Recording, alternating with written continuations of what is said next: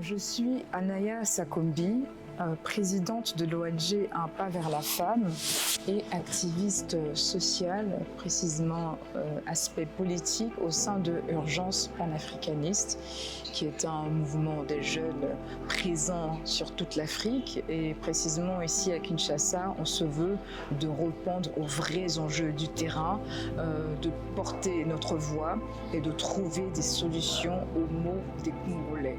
Vous me suivez sur Le Congolais Magazine.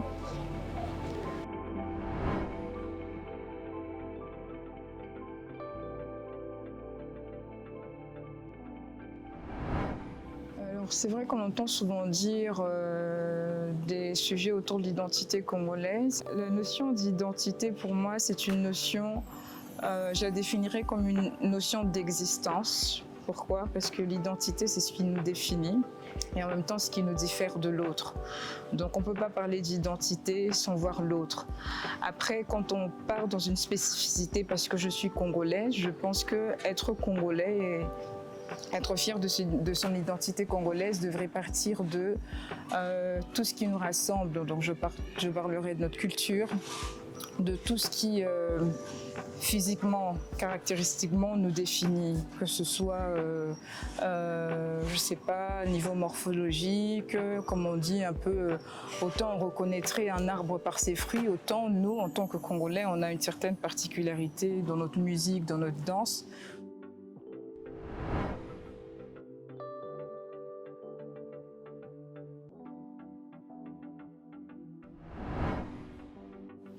C'est l'ensemble d'actions quand moi en tant qu'entrepreneur j'ai décidé d'initier partant de la réalité que j'ai observée au sein de ma société. Donc c'est des actions dans le but de solutionner partant des problématiques que j'ai observées dans ma société. Pour moi c'est ça un entrepreneur social, un peu comme tout entrepreneur qui observe sa réalité sociale, qui part de ce qui le fâche, de ce qui le révolte et qui décide d'apporter sa touche.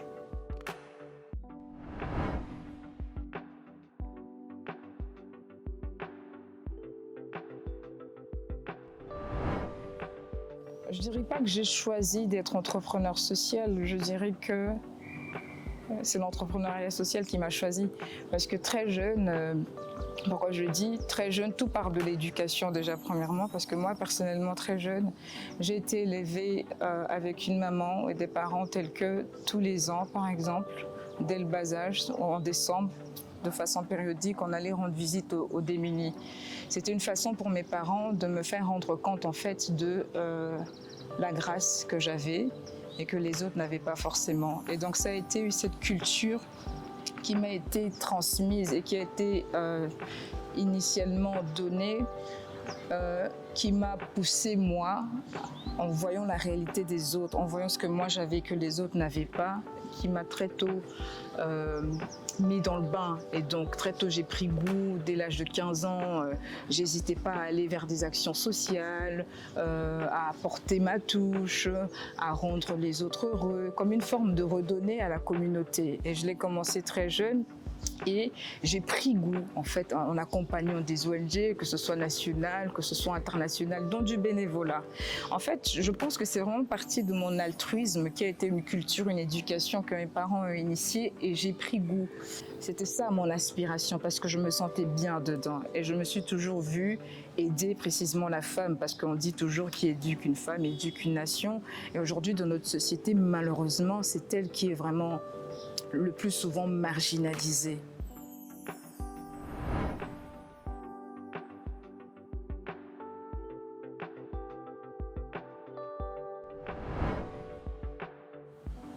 Alors déjà, pour comprendre les priorités de ce secteur dans mes actions sociales, il faudrait que je vous parle vite fait d'abord de mon ONG parce que je n'ai pas eu le temps de l'expliquer.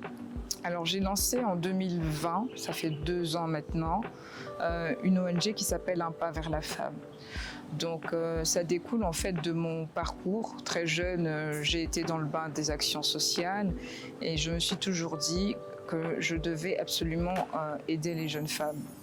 Et en lançant Un pas vers la femme avec pour cible les mères adolescentes issues des camps militaires, je voulais que cette ONG-là soit un moyen d'autonomisation de femmes. Pourquoi? Parce que je pense que la plus belle clé et la plus belle liberté qu'on puisse octroyer à une personne, c'est son indépendance. Et pourquoi je suis allée dans le camp militaire? C'est parce que j'ai remarqué qu'il y avait il y avait énormément d'ONG ici au pays.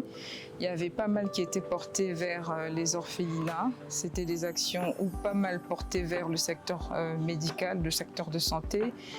Mais j'avais l'impression qu'il y avait très peu d'ONG sur celles qui existaient, que ce soit dans l'éducation, la santé, peu importe. Il y avait très peu qui étaient tournés vers cette cible-là, issue des camps militaires. Parce que généralement, qui dit camp militaire voit insécurité, et il y avait une certaine réticence. Il a fallu que je fasse mon benchmark, donc mes démarches, mes études comparatives, pour comprendre qu'est-ce qui faisait que les gens n'allaient pas vers cette cible. Et finalement, en allant sur place, j'ai réalisé en m'entretenant avec ces jeunes filles qui sont mères adolescentes marginalisées et défavorisées dans les camps, j'ai réalisé qu'elles avaient les mêmes problèmes que toutes les jeunes filles. Mais c'est juste que personne n'osait aller vers elles. Personne n'osait s'asseoir et comprendre qu'est-ce qu'elles traversaient, quel traumatisme elles ont vécu, pourquoi est-ce qu'elles se sentent si seules. Et finalement, ayant compris que leurs besoins étaient comme les autres, je me suis dit, moi, je veux faire un travail avec ces jeunes filles. Je veux réussir à prouver que autant leurs besoins sont similaires à toutes, mais je veux réussir à leur prouver qu'au-delà de leur environnement qui ne leur permet pas d'évoluer, qu'elles peuvent aujourd'hui s'autonomiser à travers des formations en métiers pratiques et ensuite pouvoir subvenir aux besoins de leurs enfants. Donc, en gros, mon ONG, c'est autonomiser les mères adolescentes dans les camps militaires, les donner les outils nécessaires en termes de connaissances pratiques pour trouver un métier et ensuite subvenir aux besoins de leurs enfants. Et pour moi, c'était l'une des meilleures libertés que je pouvais leur octroyer et l'une des meilleures opportunités. Et en termes de priorité, pour revenir à votre question, mes priorités à ce jour, c'est celle de former 20 mères adolescentes, d'autonomiser 20 mères adolescentes sur une période d'1 an, voire 2. Pourquoi? Parce que généralement, j'aimerais les faire passer par des centres réputés comme INPP. À ce jour, j'en ai envoyé sur une vingtaine. Il y a au moins 8. Parce que jusque-là, je travaille seule, sur fonds propres, des fois avec quelques partenaires, mais encore, c'est pas tout à fait ça. Et donc, j'ai réussi à les faire entrer dans un centre INPP où elles font esthétique, coupe et couture, où elles apprennent l'art culinaire.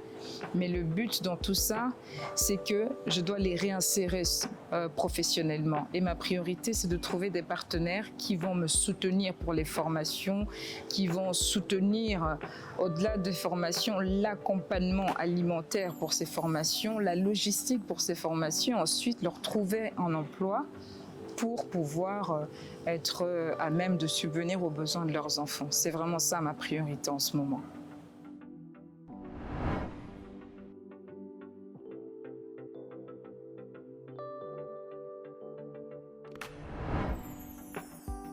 Des leçons, j'en ai tiré beaucoup.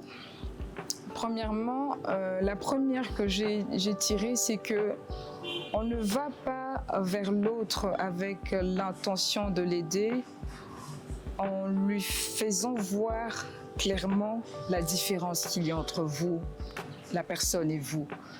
Pour dire en termes clairs, c'est que j'ai compris que pour avoir la confiance de ces mères adolescentes, il m'a fallu qu'elle s'identifie à moi. Donc je devais être comme elle. Je devais laisser tomber toute mon apparence extérieure d'une femme coquette, pimpante, qui a tout et dont la vie lui sourit, pour être comme elle. Déjà, ça cassait la barrière et ensuite elle se sentait plus à l'aise. Parce que au-delà d'être dans une situation, dans un environnement très peu propice à leur évolution, il y a quand même une forme de complexe, qu'on le veuille ou non. Donc ça a été la plus belle leçon que j'ai eu à tirer, c'est de savoir s'adapter à chaque réalité de son environnement.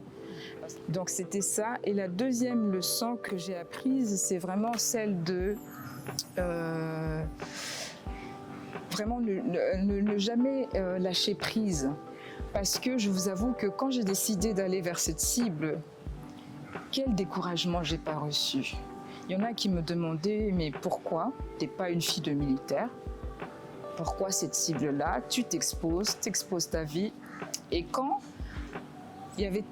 tu es en face de autant de commentaires négatifs et que tu réalises que très peu en fait croient en ton projet et voient où tu veux arriver, il faut vraiment savoir avoir cette confiance en soi. Donc j'ai dû travailler ma confiance en moi et vraiment me dire que quel que soit en fait mon point de départ, je pouvais décider de mon point d'arrivée parce que moi je voyais où je voulais emmener ces jeunes filles. Donc c'est vraiment une leçon de travailler son mindset, faire fi des réalités négatives, des paroles qui peuvent te décourager et garder sa confiance en soi parce que quand tu as une vision, quand tu y crois, eh bien, tu peux le réaliser. Ça, c'était une deuxième forme de leçon. Et aujourd'hui, je reçois pas mal des gens qui voient mes actions, qui me disent « Ah Naya, on a eu du mal à croire au début, mais on te voit dans les médias. » Il y en a qui cherchent à te contacter et ta cible est différente. On y croit à ton projet. Le fait d'entendre maintenant qu'ils changent leur discours et qu'ils me disent qu'ils y croient en mon projet, ça a été une belle leçon et pour moi, ça a été très positif et impactant parce que ça me challenge encore davantage.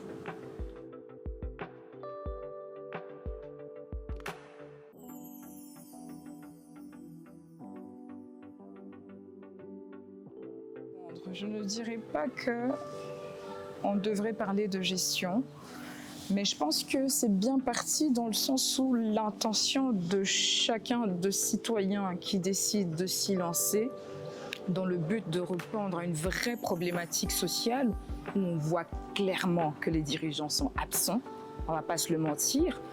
Le fait qu'il y ait autant d'ONG, je pense que c'est bien parti. Mais maintenant, ce que moi je déplore par rapport aux différentes ONG qui pilulent aujourd'hui, c'est qu'aujourd'hui, on a du mal dans ce tas. Je ne dis pas que dans tout ce tas, il faut mettre un bémol, que certains, tous sont faux ou tous sont portés vers le lucratif. Mais il faut comprendre que quand on dit social, généralement, c'est bénévole et généralement, c'est sur fonds propres. Mais il ne faudrait pas que quand ce soit sur fonds propres, qu'on ait une certaine attente sur un profit, parce que sinon là, ça devient de la manipulation, notamment dans le cadre des ONG.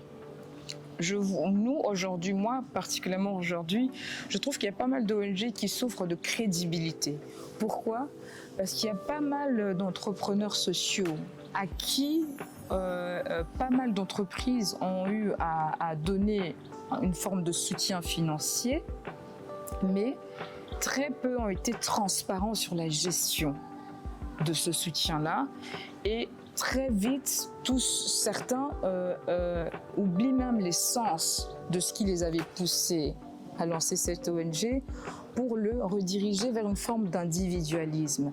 Et parlant d'individualisme, ce que je déplore également, c'est le fait qu'il y a plusieurs ONG qui sont poussées vers une forme de générosité et altruisme, mais qui n'arrivent pas à s'unir. Pourquoi?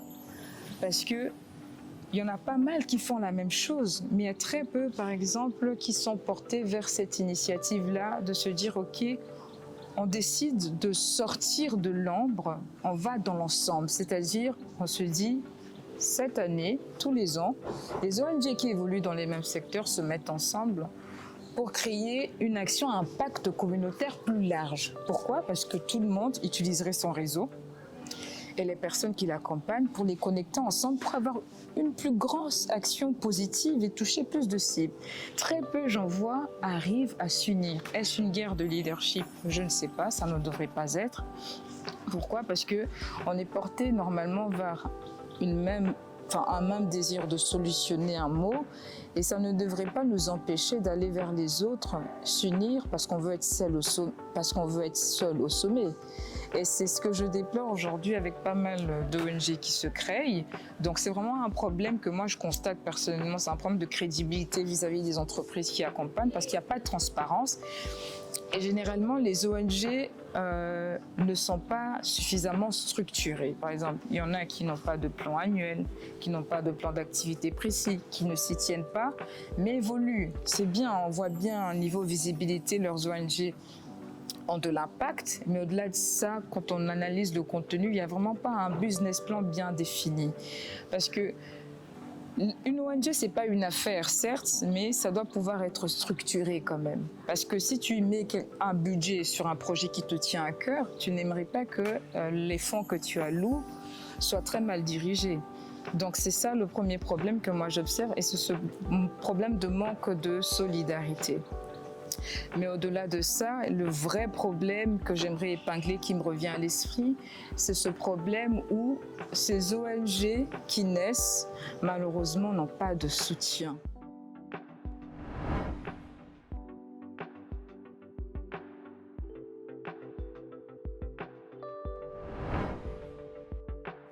Moi, aujourd'hui, ce que j'observe des différents entrepreneurs qu'on reconnaît aujourd'hui, qui ont de l'expérience, voilà, pour ne pas les citer. Ces jeunes gens qui se lancent, qui aspirent à faire comme eux, la plupart du temps, en se tournant vers eux, qu'est-ce qu'ils reçoivent? Généralement, c'est un mur.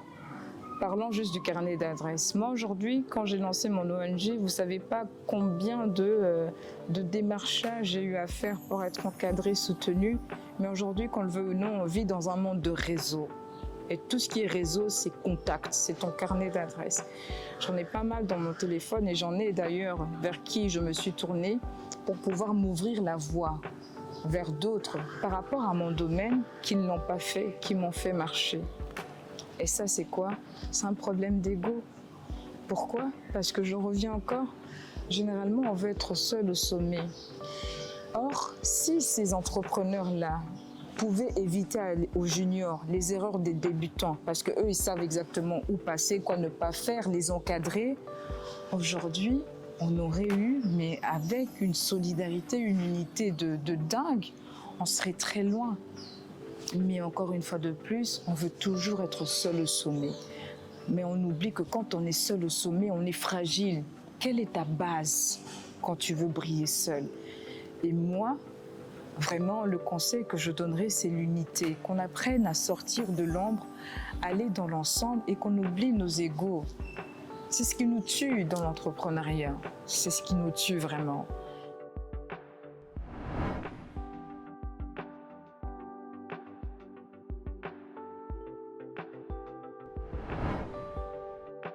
Pour ceux qui aimeraient soutenir mes œuvres, le principal canal, c'est vraiment les réseaux sociaux. Aujourd'hui, tout le monde est connecté, a la possibilité de pouvoir être connecté sur les réseaux sociaux. Un pas vers la femme, c'est dénommé. Et sur cette page, je mets à disposition du public, en fait, mon contact. Et généralement, une petite présentation pour toutes les personnes qui aimeraient faire des dons, que ce soit en cash, un don qui peut être en cash, où les personnes vont rencontrer une autre équipe.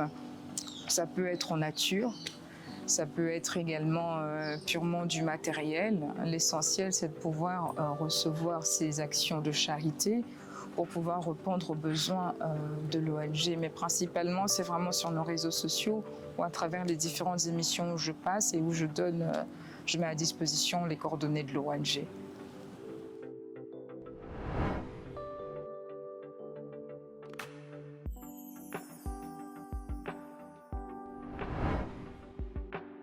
De la fin par rapport